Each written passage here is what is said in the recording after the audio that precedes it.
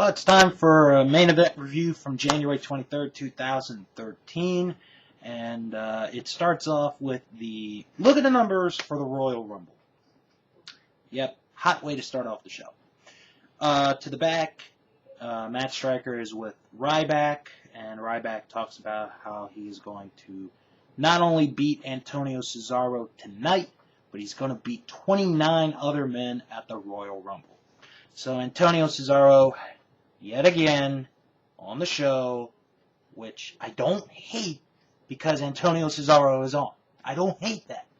It's just, I don't want main event to become a show where the same constant people are on. That was what made main event so good, was you change people up. Now, basically, January has become Antonio Cesaro month. Maybe it's a sign of appreciation. But you know what? Cesaro really gave Ryback a run for his money. I thought this was a good match. Ryback being this strong, hard-headed, muscular guy, and then here's Antonio Cesaro, the Swiss, who can wrestle, he can power lift just about anybody and anything.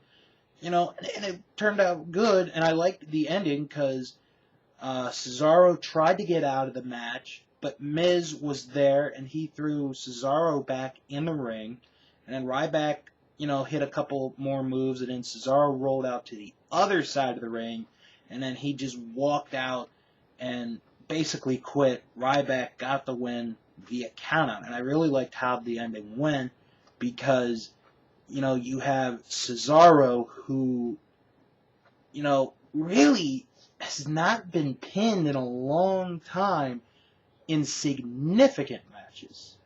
I'm not counting the tribute to the troops because the Faces win all the matches on tribute to the troops. But, here, they could have had Ryback win with the shell shot, but Cesaro I just like how they're booking him. It just really is a good way to book him. It was great. So Ryback got the win by countout. So now we go to the other match, the Usos. Yeah, I know, 2 weeks in a row.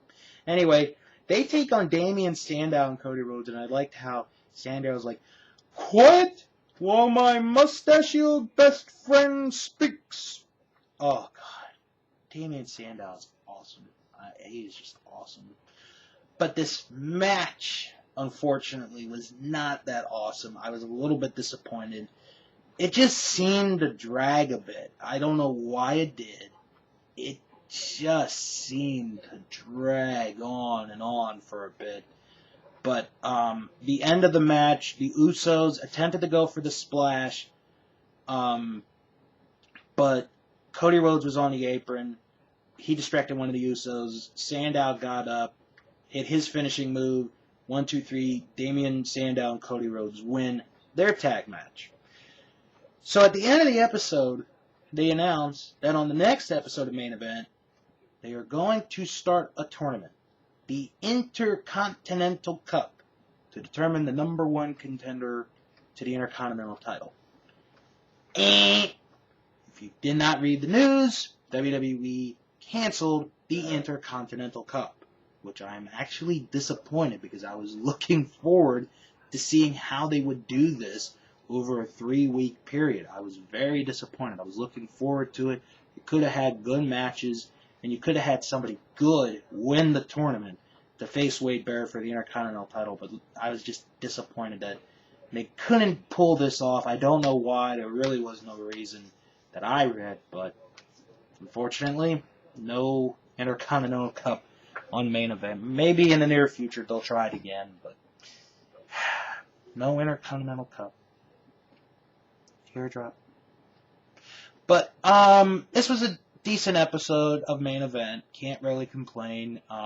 Even though I already did about how, Cesaro's been on every week basically, but I like Cesaro. Yeah, I really do like Antonio Cesaro, but I just don't want this to be the show where Antonio Cesaro is on each and every single week.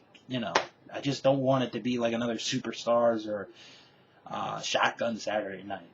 But another good job by Antonio Cesaro against a big name on Main Event.